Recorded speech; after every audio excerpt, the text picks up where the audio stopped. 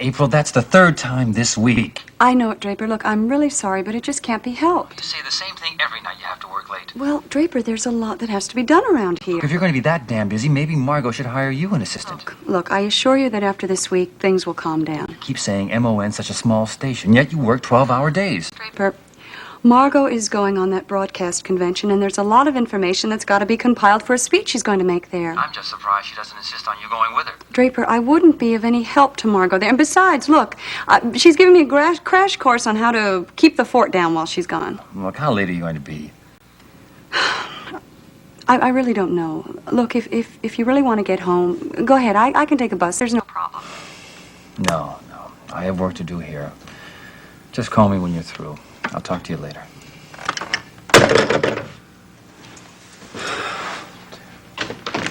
Ready to get to work on that Harper brief? Oh, never mind, Mike. I can handle that myself tonight. I thought you wanted me to lend you a hand so we could both get out of here on time tonight. Well, I'm afraid I'm going to be staying later.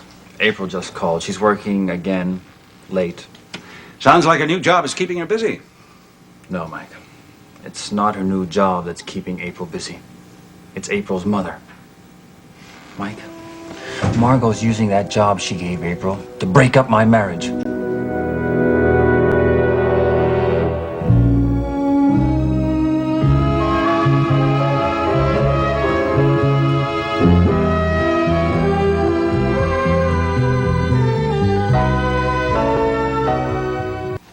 That's a pretty serious charge, Counselor.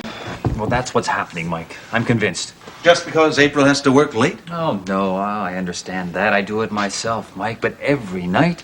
She's only been on the job a few days, Draper. Oh, it's a pattern, Mike. I can see it coming. It's getting worse, not better.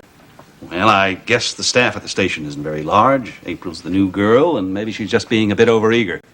No, Mike. It's Margot who's being too eager. She's eager to use this job to drive a wedge between me and April. She would like nothing better, Mike, believe me. Well, you have to admit that Margot is giving her daughter a marvelous opportunity. And don't forget the money, Mike. I mean, April will never let me forget it. You did say it would come in handy with the new house and all that. That's what gets me, Mike.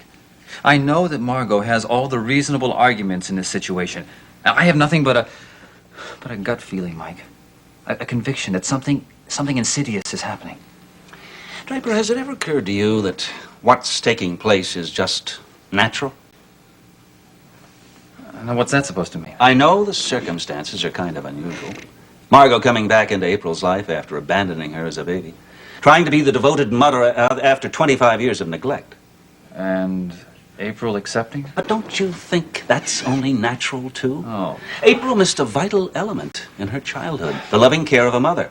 Now, suddenly, it's being offered to her, and she's grateful. Overwhelmed. And at the same time, Margot is discovering what she missed, too. She's trying to make up for lost time. Wants to be a mother again. They're both responding to the same need in the same way. But they're leaving me out, Mike. Yeah. I guess that was bound to happen. All right, naturally you feel hurt, left out. Hey, look, Mike, I'm not a kid. I know I know I don't own April. But I'm surprised that she can't see through this woman, can't see the inherent selfishness of a woman. A mother who would desert her own child. Hell, my father!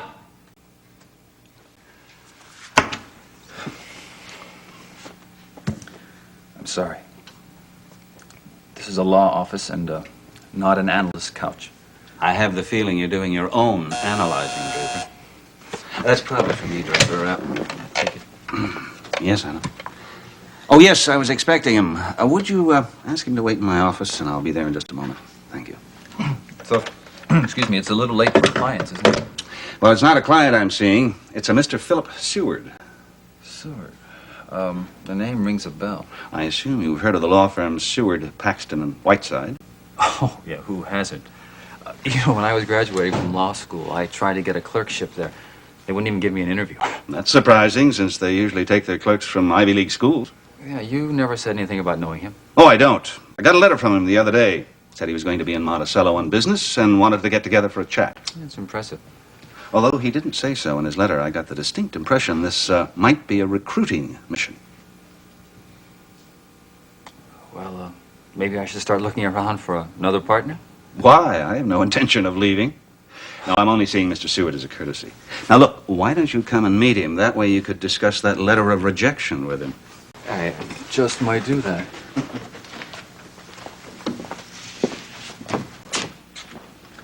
Mr. Seward? Oh, Mr. Karr. It's a pleasure to meet you.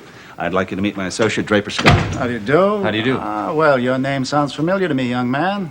Oh?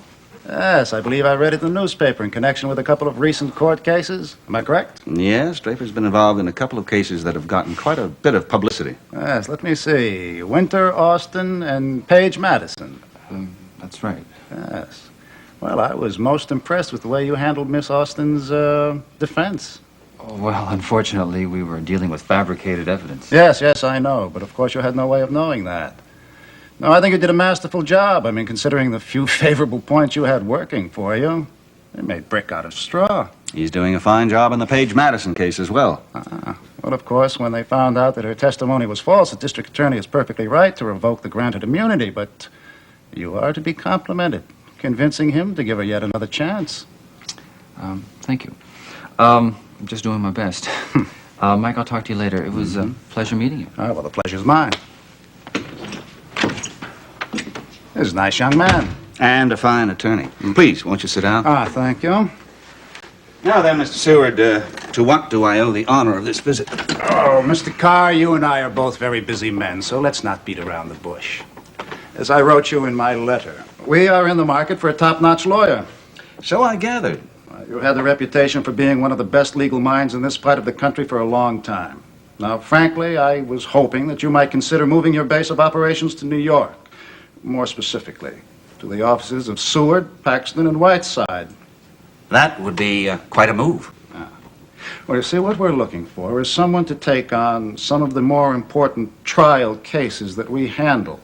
Now, I must say that your courtroom record made it most easy for us to decide who our first choice for the position would be. That's very flattering. Yes. I take it you haven't given much consideration to closing up shop here and moving on? Mr. Seward, life has been very good to me in Monticello. Yes. Yes, I'm sure it has. And under the best of circumstances, leaving your firm or your town, your family, and your friends would have to be difficult. Frankly, I've never even considered the possibility seriously. Well, that may be because you've never had sufficient reason to before today.